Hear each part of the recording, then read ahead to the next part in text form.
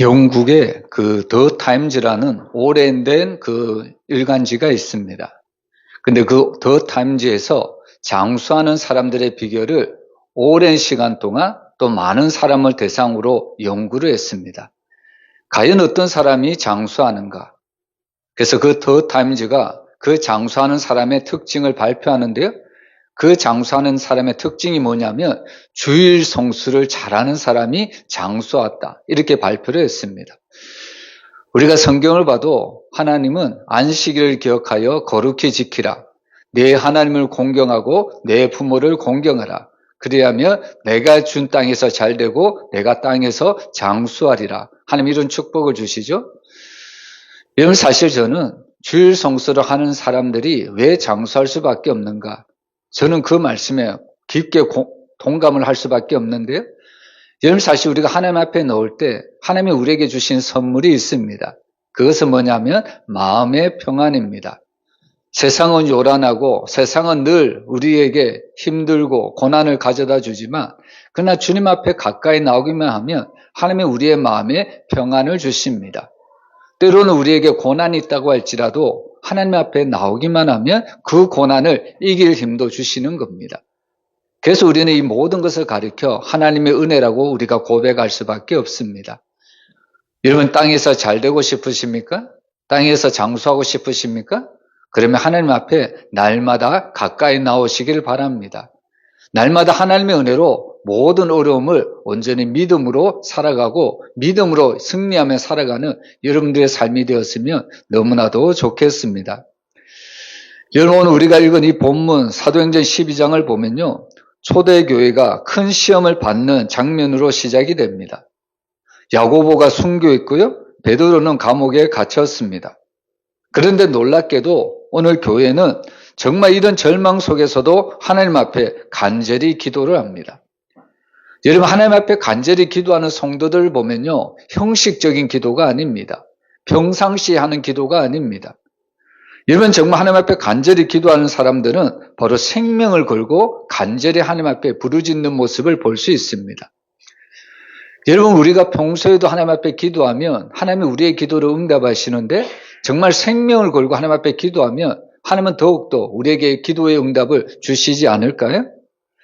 그래서 오늘 하나님은 교회가 베드로의 그 생명을 위해서 기도할 때 하나님은 그 기도를 들으십니다. 그리고 천사를 보내어서 베드로의 쇠사슬을 풀고 감옥문을 여셨다는 것을 우리가 알 수가 있습니다. 그래서 사실 우리는 하나님의 기적을 언제 보느냐? 바로 하나님 앞에 간절히 기도할 때 하나님은 우리에게 기적을 보여주심을 믿으시길 바랍니다. 그래서 오늘 이 성도들의 기도를 통하여 베드로는 감옥문에서 나옵니다. 그리고 그 감옥문에서 나온 베드로는 이제 마리아의 집 앞에 서 있습니다. 오늘 우리는 본문을 통해서 4가지로 우리가 한번 살펴보기를 원하는데요. 첫 번째로 다른 문을 다 닫아도 하늘을 향한 기도의 문만은 활짝 열어놓아야 된다는 것을 우리에게 말씀합니다. 여러분 13절 이하를 보면 당시 예루살렘 교회 성도들이 모여 기도하던 마가의 집 문이 굳게 닫혀 있었다는 것을 우리가 알 수가 있습니다. 여러분 우리가 대부분 집 문을 언제 닫냐면 우리가 밤에 집 문을 닫는 것을 볼 수 있습니다. 여러분 밤중에 왜 집의 문을 닫아버릴까요? 행여나 밤중에 도둑이 들까봐 집 문을 닫는 것을 볼 수가 있죠. 이처럼 오늘 이 예루살렘 교회 성도들이 하나님 앞에 기도할 때 자기의 집 문을 닫는 것은 바로 외부에 엄청난 핍박과 엄청난 고통이 있기 때문에 바로 이 자기의 집 문을 닫고서 기도할 수밖에 없었다는 겁니다. 여러분 오늘 이 말씀에 보면요. 두드린데 여기에 해당되는 헬라어 단어가 쿠르오라는 단어를 쓰는데요. 바로 툭툭 아주 작게 두드린다. 지금 베드로가 아주 크게 문을 쾅쾅 두드리는 것이 아니라 아주 조용히 바로 이 문을 두드리고 있다고 우리에게 알려주고 있습니다. 여러분 오늘 우리는 이 말씀을 통해서 무엇을 알 수 있냐면요. 바로 이 성도들이 이렇게 왜 문을 닫고 기도할 수밖에 없는가? 이것은 바로 이렇게 작은 소리에도 지금 성도들은 엄청난 위협과 엄청난 그런 절망감 속에 바로 살아가고 있다는 것을 우리가 알 수가 있다는 겁니다. 여러분 사실 이 성도들이 하나님 앞에 기도하지만 자기들의 존재가 외부로부터 알려지기를 원하지 않습니다. 왜냐하면 자기들이 기도하는 그 순간 외부로 알려지면 어떻게 될까요?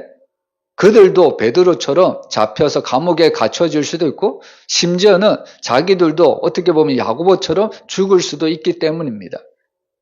그래서 지금 이 헤롯과 그의 군사들을 너무나도 두려워해서 지금 자기들 문 앞에 정말 모든 문을 다 닫아버리고 오늘 하나님 앞에 조용히 바로 기도를 하고 있다는 것을 우리가 알 수가 있습니다.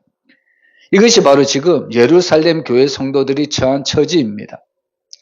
여러분, 우리는 이 장면을 어디서 또 우리가 연상해 볼 수 있냐면 예수님이 십자가에서 달려 돌아가시죠. 그리고 안식일 전날 저녁 때에 제자들이 유대인들을 두려워해서 그들의 모임문들을 닫았다고 요한복음은 기록을 하고 있습니다. 여러분, 사실 오늘 이 마가의 다락방에 모인 사람들이나 오늘 예수님의 죽음을 두려워해서 제자들이 한 곳에 모여서 자기의 문을 닫았다는 것은 그들 또한 엄청난 위협과 엄청난 두려움 속에 살아갈 수밖에 없다는 것을 우리에게 말해주고 있습니다. 여러분, 사실 우리는 이 땅에서 신앙생활을 하지만 우리는 신앙적으로 외부에서 겉으로 보면 그런 핍박과 그런 어려움은 없습니다.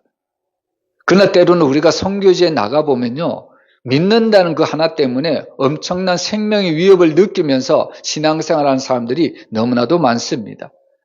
여러분, 가깝게는 북한의 하나님을 믿는 성도들이 그렇죠? 그런 지하에 있는 교회들은 어떻게 보면 그 공산당이 자기의 신앙을 들춰내고 자기가 믿는 것들을 알아차리면 그들은 죽을 수밖에 없습니다. 그래서 그들은 그 공산당의 눈을 피해가면서 조용히 아주 위험 속에서도 그들의 신앙을 지켜나가고 있다는 겁니다.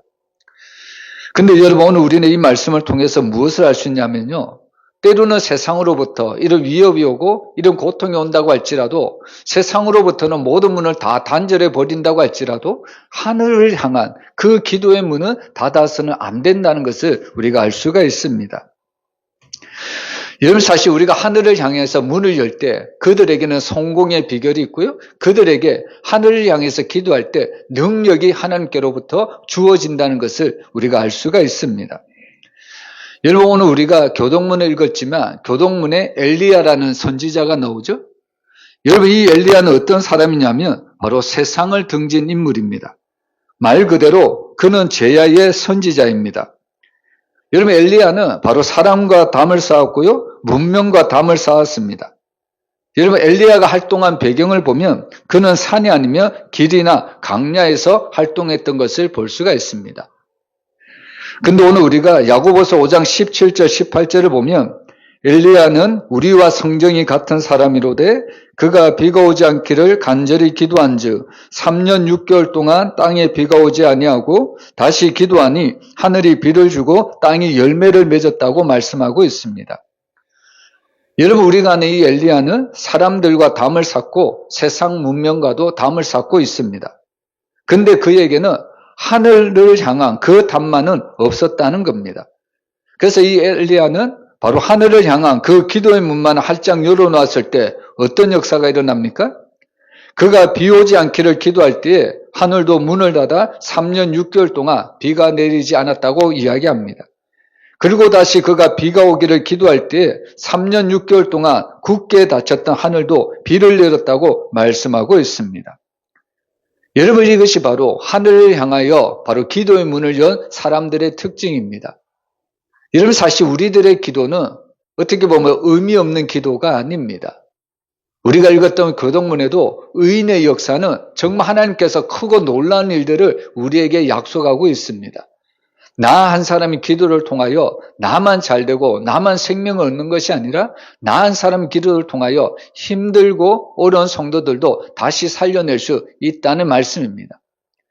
여러분, 예수님도 죽었던 사람을 살린 적이 있고요, 그리고 예수님의 제자들도 죽었던 사람들을 살린 경우가 너무나도 많습니다. 우리가 그 일들을 살펴보면 그들이 그 죽은 영혼을 기도할 때, 또 그들을 위하여 슬퍼하면 그 모든 사람들을 위하여 그들이 기도할 때 하나님은 그들에게 다시 새로운 생명을 허락해 주셨다는 말씀입니다. 그래서 사실 우리의 기도는 나만 살리는 것이 아니라 주변의 어려운 사람들도 살릴 수 있다는 능력이 된다는 것을 우리가 잊어서는 안 된다는 겁니다. 그래서 성경은 우리에게 뭐라고 이야기하냐면 우리에게 사방에 우겨삼을 당한다고 할지라도 하늘의 문은 열려 있다는 것을 잊지 말라고 이야기를 하죠. 그래서 사실 성도들에게는 늘 하나님을 믿고 하나님을 의지하고 하나님의 말씀대로 기도의 능력, 기도의 특권이 있었다는 것을 우리가 한순간도 잊어서는 안 된다는 겁니다. 여러분, 때로는 우리가 힘들고 어려운 삶을 살아갈 수도 있지만 기도할 때 하나님은 우리의 기도를 반드시 응답하시는 줄 믿으시길 바랍니다. 여러분, 하나님의 보좌를 어떻게 움직일까요? 바로 우리가 기도하면 하나님의 보좌를 움직일 수가 있습니다. 여러분들의 기도가 여러분들 자신뿐만 아니라 여러분들의 가정을 세우고요, 또 주님의 교회를 세우고 이 땅에 많은 영혼들이 여러분들의 기도를 통하여 다시 살아나는 역사가 있기를 주님의 이름으로 축복합니다. 그리고 두 번째로 양은 목자의 음성을 듣고 기뻐한다는 것을 본문을 통해 알 수 있습니다. 우리 14절 우리 한번 같이 읽어보겠습니다. 베드로의 음성인 줄 알고 기뻐하여 문을 미처 열지 못하고 달려 들어가 말하되 베드로가 대문 밖에 섰더라 하니, 여기 보면 문 두드리는 소리를 듣고 나온 계집 아이 노대가 바로 베드로의 음성을 알아듣고는 기뻐했다고 이야기를 하고 있습니다. 근데 여기서 정작 우리가 어떻게 보면 이 여자아이가 한 행동을 이해하지 못할 수도 있는데 어떤 행동이냐면, 여러분, 이 여자아이는 베드로의 음성을 기뻐했습니다. 그럼 어떻게 해야 됩니까? 베드로가 자기 집 안으로 들어올 수 있도록 문을 열어주어야 합니다. 근데 이 여자아이는 어떻게 하냐면 베드로의 음성인 줄 알고 기뻐했습니다. 근데 문을 여는 것이 아니라 그는 다시 안으로 들어갔다고 성경은 이야기하고 있습니다. 여러분, 여기서 말하는 계집아이는 헬라어로 보면 파이디스케라는 단어를 쓰고 있는데요, 소녀를 가리키는 말이기도 하지만 하녀를 가리킬 때도 사용되는 말입니다. 그래서 사실 이 아이가 문을 열기 위해 나갔다는 사실은 그녀가 하녀일 가능성이 너무나도 많습니다. 여러분, 밤중에 새벽에 누가 문을 두드리죠? 그러면 누구를 보내야 되나요? 여러분들의 어린 자녀를 보내시겠습니까? 그런 부모는 없겠죠? 그래서 이 밤중에 새벽에 찾아온 이 베드로의 집 문을 열어준 사람은 바로 하녀일 것이다. 우리가 이렇게 우리가 생각할 수도 있다는 이야기입니다. 여러분, 이 하녀는 마가의 집에서 심부름하는 일개 어린 하녀에 지나지 않습니다. 근데 놀랍게도 이 아이는 자기의 집에 자주 오고 또 사랑을 가득 머금고 하나님의 말씀을 증거하는 베드로에 대한 음성을 잊어버리지 않았다는 겁니다. 여러분, 우리가 살아갈 때 때로는 많은 지체장애인들을 바라보는데요, 여러분, 시각장애자가 있죠? 여러분, 시각장애자는 앞을 전혀 보지 못합니다. 근데 그 시각장애자가 앞을 전혀 보지는 못하지만 특별히 하나님은 그들에게 하나님께서 베풀어 주신 은혜가 있다면 청각이 발달했다고 이야기합니다. 앞을 바라보지 못하지만 목소리를 들어보면 저 사람이 누구일 거다, 단번에 알아차린다는 겁니다. 여러분, 시각장애자가 앞을 바라보지는 못하지만 청각이 발달한 이유는 어떻게 해서든지 저 사람의 말을 귀담아 들으려고 하는 노력이 있기 때문입니다. 여러분, 마찬가지죠? 여러분, 사실 사랑을 하는 사람들의 관계를 보면요, 늘 그의 말에 주의 깊게 듣는 것을 볼 수가 있습니다. 어떤 말을 할까? 또 그 말을 하면 내가 어떻게 저 말에 대답을 할까? 늘 그 말에 주의를 기울이면서 사랑을 하는 것을 볼 수 있습니다. 여러분, 여기에 있는 이 마가의 집에서 일하는 이 하녀아이, 이 아이는 베드로가 단순히 와서 주의 복음을 전했을 뿐인데도 불구하고 이 아이는 베드로의 음성을 잊어버리지 않았습니다. 그 이유는 뭘까요? 베드로가 전하는 그 하나님의 말씀이 이 하녀에게 있어서는 너무나도 하나님의 은혜가 되었기 때문입니다. 이 베드로가 전해주는 복음이 자신을 살리는 놀라운 은혜의 말씀이었기 때문입니다. 그래서 베드로의 베드로를 너무나도 사랑했다는 이야기입니다. 그래서 문 밖에서 외치는 이 베드로의 음성을 이 하녀는 잊지 않고 집 안으로 들어가서 베드로의 음성이라고 바로 당당하게 바로 증거를 했다는 것이라는 것을 우리가 알 수가 있는 거죠. 여러분, 여기서 우리가 무엇을 알 수 있냐면, 여러분, 양은 바로 자기 목자의 음성을 알아듣는다는 것을 우리가 알 수가 있습니다. 양이라는 존재는 앞을 잘 보지 못합니다. 시력이 너무 안 좋거든요. 그래서 목자의 음성을 듣고 때로는 힘들고 어려운 길도 잘 피해갈 수가 있다는 이야기입니다. 여러분, 우리가 이스라엘의 사회를 보면요, 그 양을 칠 때 목자가 낮에는 푸른 그 좋은 꼴을 먹이기 위해서 들에다 양을 풀어 놓습니다. 그리고 밤이 되면 그 양들을 공동의 우리에 함께, 어떻게 보면 그 양들을 지키기 위해서 함께 가두는 모습을 우리 또한 볼 수 있습니다. 근데 놀랍게도 아침이 되면요, 목자가 소리를 칩니다. 그러면 목자가 소리를 칠 때 양들은 그 목자의 음성이 자기 주인의 목자임을 알고 그 목자를 따라 나선다는 이야기입니다. 여러분, 이처럼 하나님은 예수님을 우리에게 선한 목자라고 이야기를 하시죠? 여러분, 선한 목자이신 주님께서 우리에게 날마다 길과 진리와 생명의 길로 인도하신다면 우리는 그 목자의 음성을 듣고 날마다 주님께로 가까이 나아가야 된다는 말씀입니다. 그래서 항상 우리는 말씀을 기울여 우리가 하나님의 말씀을 우리가 들어야 될 필요가 있습니다. 오늘도 하나님의 말씀이 과연 나의 심령에, 나의 영혼에 어떤 말씀을 전하여 주실까? 우리는 늘 기대하면서 그 하나님의 말씀을 들어야 된다는 겁니다. 여러분, 사모하는 영혼에게 하나님은 무엇을 주시냐면 항상 좋은 것을 주시는 줄 믿으시길 바랍니다. 여러분, 양들이 자기의 목자의 음성을 쫓아가고 따라갈 때 목자는 양들을 어떻게 인도하냐면 날마다 쉴만한 물가로 푸른 초장으로 인도하신다고 이야기하고 있습니다. 이것이 바로 목자와 양의 관계입니다. 그래서 사실 예수님이 이 땅에 오셔서 우리에게 선한 목자가 되시는 것은 목자이신 예수님이 우리를 대신하여 자신의 목숨을 버리고 그리고 양인 우리의 모든 성도들 위해서 영원한 새 생명을 주시기 위해서 예수님이 이 땅에 오셨다고 말씀하고 있습니다. 그런데 반대로 이 주님의 음성 듣기를 거부하고 기뻐하지 않는 자들이 있습니다. 여러분, 당시 유대인들은 그 주님이 우리의 구원을 위해서 하나님의 보내신 메시아임에도 불구하고 그 유대인들은 그 주님, 그 목자 되신 음성을 기뻐하지 아니하고 오히려 그 예수님을 배척해버리고 심지어는 십자가에 죽여버리기까지 했습니다. 여러분, 마지막에 결국에 그 목자의 음성을 듣는 자와 그 목자의 음성을 듣지 않는 자는 영원히 나뉠 수밖에 없습니다. 바로 알곡과 가라지로 결국은 천국과 지옥으로 이런 하나님의 그 나라에서 멀어질 수밖에 없다는 것을 우리에게 가르쳐주고 있습니다. 그래서 사실 모든 성도는 주님만이 우리의 진정한 목자이고 그 목자이신 주님이 인도할 때 우리는 날마다 순종하며 걸어가야 합니다. 그럴 때 주님은 우리에게 날마다 쉴만한 물가로 푸른 초장으로 인도해 주신다고 약속하고 있습니다. 여러분, 온전히 주님만 믿고 주님만 따라가는 주님의 어린 양들이 되시기를 주의 이름으로 축원합니다. 그리고 오늘 세 번째로 열심 있는 기도 이상으로 중요한 것이 뭐냐면 응답에 대한 확신이라는 것을 우리가 깨달아야 합니다. 우리 15절 말씀 우리 같이 읽어보겠습니다. 그들이 말하되 내가 미쳤다 하나 여자아이는 힘써 말하되 참말이라 하니 그들이 말하되 그러면 그의 천사라 하더라. 아멘. 여기 보면 참 안타까운 일이 발생하고 있습니다. 그것이 뭐냐면 여러분, 오늘 이 베드로의 음성을 들은 이 노대는 집 안으로 들어가 베드로가 지금 문 밖에 서 있다. 집 안에 있는 사람들에게 알려주고 있습니다. 그런데 이 집 안에 있는 사람들은 이 게지바이의 말을 믿지 않았다는 겁니다. 여러분, 사실 집 안에 있는 사람들은 어떤 사람들일까요?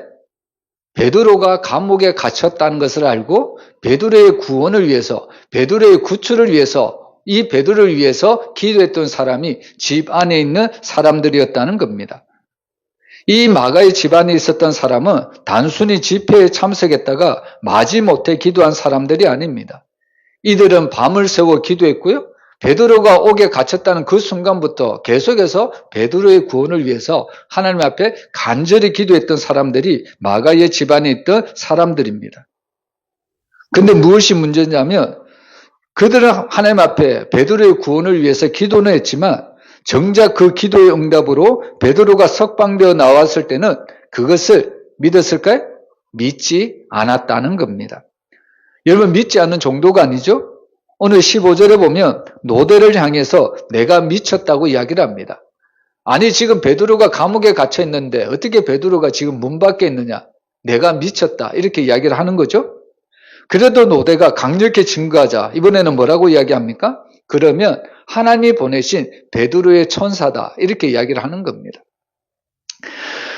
여러분 영국의 소설가이며 문명 비평가인 웨일스의 작품 가운데 대주교의 죽음이라는 단편 소설이 있습니다. 여러분 이 단편을 보면요. 대주교는 날마다 습관처럼 하나님 앞에 기도합니다. 오 전능하신 하나님 아버지. 날마다 이렇게 대주교는 하나님 앞에 기도를 했습니다. 근데 어느 날 이 대주교가 기도할 때 하나님의 음성이 하늘로부터 들립니다. 그래 무슨 일이냐? 이 대주교에게 기도의 내용을 물어봅니다. 근데 하나님께서 응답하시는 순간 대주교가 어떻게 했을까요? 여러분 이 하나님의 음성을 듣는 순간 대주교는 너무나도 놀라서 바로 심장마비를 일으켜 죽고 말았다는 이야기입니다. 여러분 무슨 의미냐면 전혀 이 대주교는 기대하지도 않았는데 하나님의 음성이 들려왔기 때문에 그 소리에 듣자마자 심장마비에 걸려 죽어버렸다는 이야기입니다. 여러분 이것은 우리에게 어떤 교훈을 주냐면요. 바로 형식주의적 종교인들에 대한 그 교훈을 우리에게 던져주고 있습니다. 우리도 늘 습관처럼 하나님 앞에 기도하죠. 하나님께서 우리의 기도를 들으시고 응답하실 것을 믿고 기도합니다. 근데 어떤 성도는 우리가 기도할 때 어떻게 보면 습관처럼 할 때가 많이 있거든요. 기도 응답에 대한 그 약속은 믿지 못하고 그냥 성도니까 그냥 하나님을 믿으니까 나도 다른 성도들처럼 기도해야지.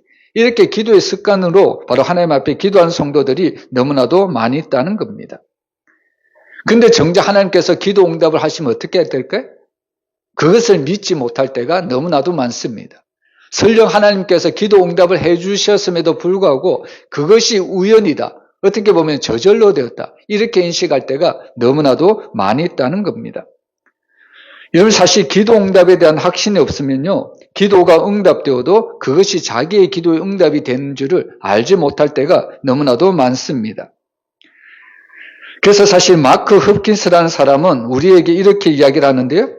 우리의 기도와 하나님의 자비는 한 우물의 두 두레막과 같다.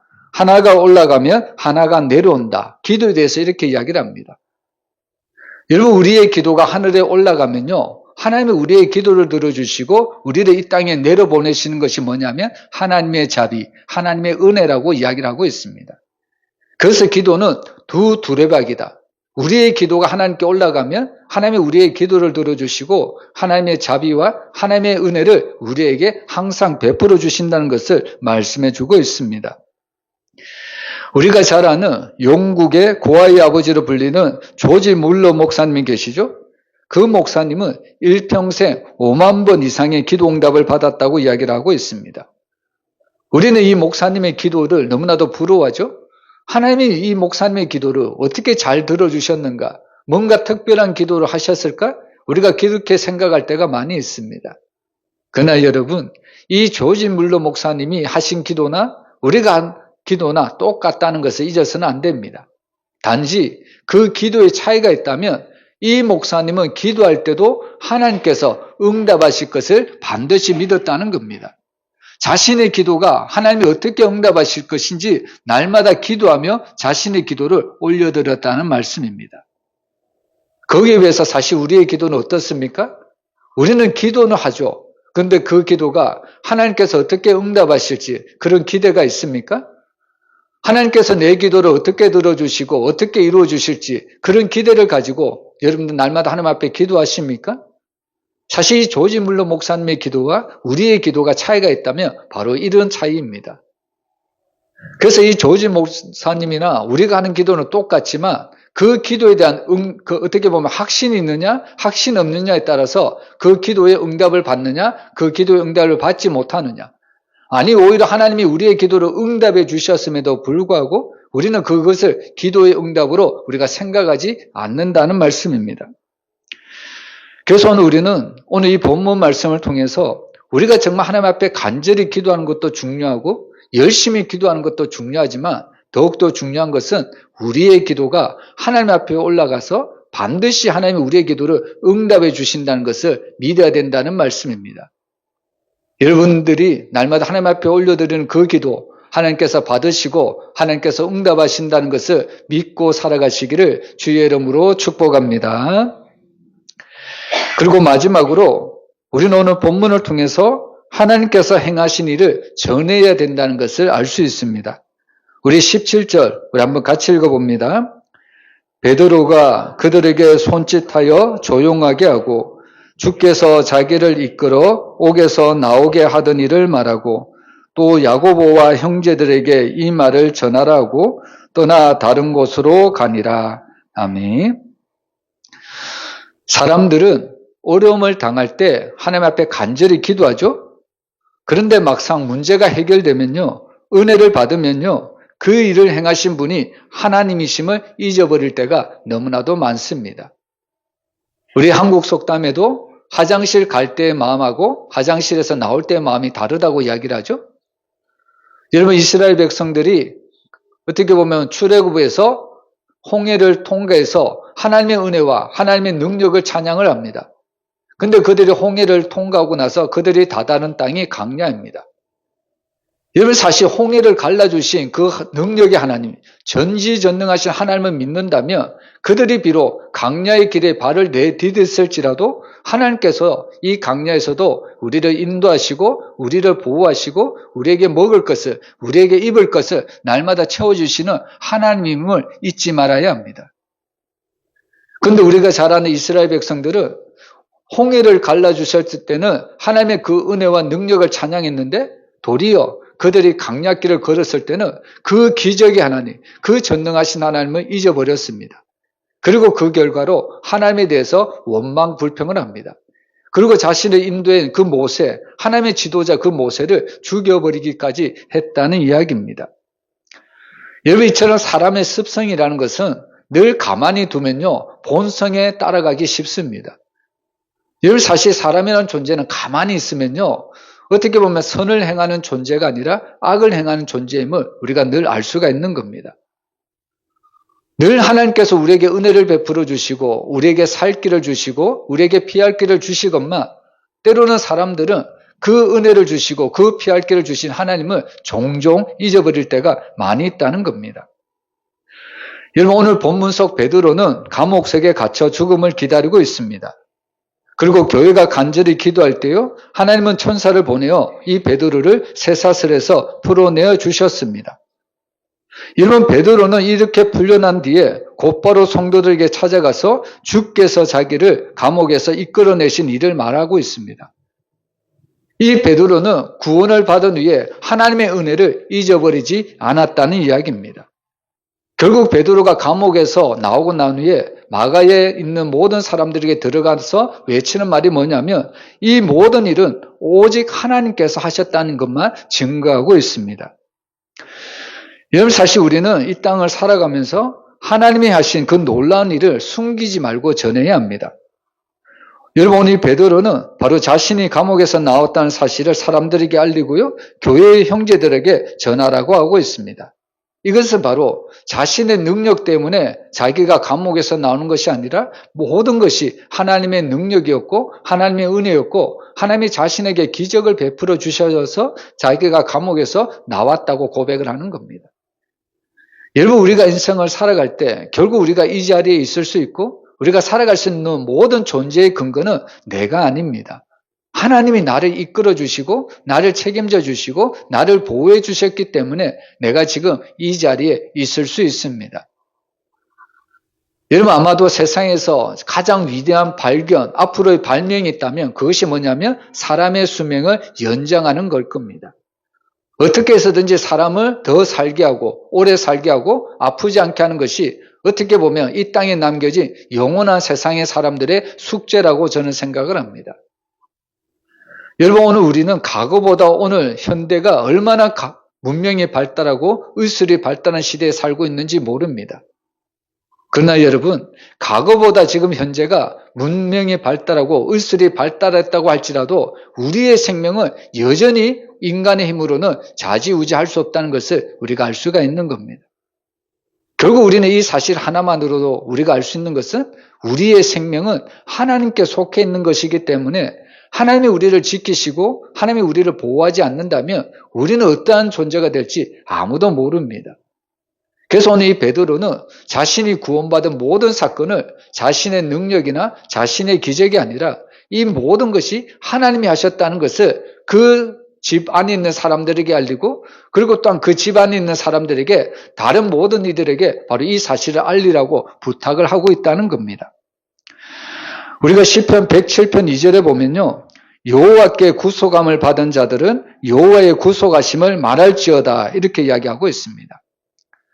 여러분 사실 성도들이 하나님께 은혜를 받고요. 하나님께 구원을 받으면 우리는 그 하나님의 은혜와 그 하나님의 구원을 날마다 증거를 해야 합니다. 이것을 우리는 다른 말로 간증이라고 이야기를 하는 거죠. 여러분 사실 간증이라는 것이 얼마나 대단한지 여러분 간증은 하나님이 나에게 주신 은혜이기도 하지만 우리는 그 간증을 통해서 다른 사람에게도 동일하게 그 하나님의 은혜를 우리가 나눠줄 수 있다는 겁니다. 그래서 간증을 듣는 수많은 사람들이 그 간증을 통해서 하나님이 살아 역사하심을 그들이 깨닫게 되고 자신 또한 간증을 받은 그 사람처럼 하나님이 나에게도 그런 은혜를 달라고 하나님 앞에 간구할 수도 있다는 겁니다. 그래서 이처럼 간증이라는 것은 하나님이 나에게 주신 은혜를 가둬두지 않고 다른 사람에게 전하는 것은요, 결국에 믿음을 강하게 한다는 것을 잊어서는 안 됩니다. 우리가 하나님이 하신 모든 일을 증거할 때요, 우리 가정이 믿음으로 세워질 수 있고요, 우리 교회도 하나님이 주신 은혜로 날마다 믿음 가운데 든든히 서갈 수 있다는 이야기입니다. 결국 오늘 하나님께서 하나님이 하신 일을 증거하라는 것은 바로 우리의 사명이라는 것을 우리가 잊어서는 안 됩니다.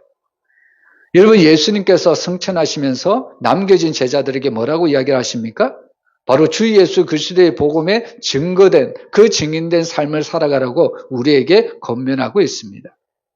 이것이 바로 저와 여러분들에게 맡겨진 하나님의 마지막 지상의 대명령이라는 것을 우리는 한순간도 잊어서는 안 됩니다. 여러분 사실 우리가 이 자리에 있을 수 있는 것도 누군가 나에게 그 위대하신 하나님의 복음을 증거해 주었기 때문에 우리가 그 예수를 믿고 이 자리에 앉아 있을 수 있습니다. 그렇다면 우리도 그 하나님의 은혜를 받았다면 우리 또한 그 놀랍게 우리를 구원하신 그런 크신 하나님의 역사를 믿지 않는 자들에게도 날마다 증거해 나가야 된다는 것을 우리가 깨달아야 된다는 말씀입니다. 여러분 우리는 본문을 통해서 하나님이 하신 그 놀라운 일들을 우리가 날마다 경험하고 체험하고 있습니다. 이것을 나만 가두어 두는 것이 아니라 이 하나님이 하신 일들을 우리가 이웃들에게 증거할 때 하나님은 그 이웃들에게도 동일하게 하나님의 역사를 보여주신다는 것을 우리가 잊지 말아야 된다는 겁니다. 여러분 우리는 이 하나님의 역사를 날마다 우리 가정 가운데 또 우리가 사는 이 모든 지역 가운데 날마다 증거하심으로 우리가 하나님의 역사를 날마다 증거하는 그런 증인된 사명을 감당하는 여러분들의 삶이 되기를 주님의 이름으로 축복합니다. 오늘 우리는 이 말씀을 통해서 말씀을 정리해 보면요. 정말 오늘 이 말씀 속에서 제일 당황했던 사람이 누굴까 한번 생각을 해봤는데 아마도 헤롯 대왕이 이 베드로의 구출 사건을 통해서 제일 놀랐고 제일 당황했다고 저는 생각을 해보게 됩니다. 여러분 사실 이 베드로를 놓친 헤롯은 체면이 말이 아닙니다. 그래서 많은 군사들을 보내어서 이 베드로를 다시 잡아오려고 많은 군사들을 풀어서 보내는 것을 우리가 볼 수가 있는 거죠. 근데 놀랍게도 이 헤롯이 많은 군사를 보내어서 베드로를 다시 잡아오려고 하지만 베드로를 두 번 다시 찾을 수가 없습니다. 여러분 이때 베드로는 로마로 갔다는 말도 있고요. 안디옥에 갔을 것이라는 말도 있습니다. 중요한 것은 뭐냐면 여러분 이 베드로는 헤롯에게 잡히지 않았다는 사실입니다. 예수님의 탄생 시 여러분 동방박사가 헤롯 궁전에게 찾아가 이 만왕의 왕으로 오신 예수님, 만왕의 왕으로 오신 왕이 있다는 것을 헤롯에게 이야기했을 때 헤롯은 그 예수님을 죽이려고 이야기를 하죠. 그리고 많은 군사들을 보냅니다. 그리고 실제로 2살 이하 남아도 결국에 죽을 수밖에 없죠. 근데 놀랍게도 그 중앙에 있는 그 예수님은 하나님이 철저히 보호하시고 하나님이 철저히 지켜주셨다는 것을 우리가 알 수가 있습니다. 여러분, 이 헤롯도 정말 베드로를 정말 감옥에서 탈출한 이 베드로를 다시 잡아오기 위해서 많은 군사들을 보내었지만 결국 베드로는 헤롯에게 잡히지 않았습니다. 여러분, 사실 이 베드로를 보면요, 얼마 후에 있은 이 예루살렘 총회에 베드로가 참석한 것을 보면 베드로가 멀리 간 것 같지도 않습니다. 여러분, 우리는 이것을 통해서 하나님께서 얼마나 베드로를 깊은 곳에 안전히 보호해 주셨는가를 우리가 알 수 있게 하는 대목입니다. 여러분, 사실 오늘 우리는 이런 베드로의 장면을 보면서 우리도 살아가면서 숱한 역경과 숱한 어려움을 우리가 겪을 수도 있습니다. 사람들은 저마다 피난처를 찾아서 자기의 어려움을 이겨내 나가려고 하지만 그러나 그 어떤 세상의 것도 우리의 진정한 피난처가 되지 못합니다. 그런데 오늘 하나님은 오히려 이 베드로를 굳건하게 지켜주시고 베드로를 온전히 그들을 바로 하나님께서 인도해 주셨다는 것을 우리에게 말씀해 주고 있습니다. 여러분, 우리는 이 베드로를 통해서 이런 숱한 역경으로부터 이런 어려움으로부터 벗어난 사람이 우리는 다윗이라는 것을 알 수가 있죠. 여러분, 다윗은 시편 31편 20절에서 이렇게 고백을 합니다. 우리 한번 같이 읽어보겠습니다. 주께서 그들을 주의 은밀한 곳에 숨기사 사람의 꾀에서 벗어나게 하시고 비밀이 장막에 감추사 말다툼에서 면하게 하시리로다. 아멘. 여러분, 결국 하나님이 우리를 책임지시고 우리를 보호하시고 우리를 인도하신다면 그 누구도 우리를 감히 해하지도 못하고 우리를 어찌하지 못한다는 것을 우리가 믿어야 합니다.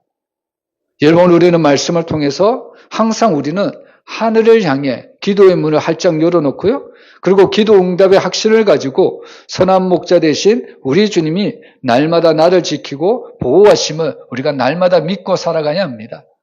오늘도 그 주님만 믿고 의지하는 자에게 하나님은 구원의 은혜와 특별히 이 땅을 살아갈 때 우리를 책임지시고 우리를 돌보시고 우리를 날마다 인도해 주실 줄 믿습니다. 날마다 그 선하신 목자와 함께 믿음의 길을 걸어가는 여러분들의 삶이 되시기를 주의 이름으로 축원합니다. 기도하겠습니다.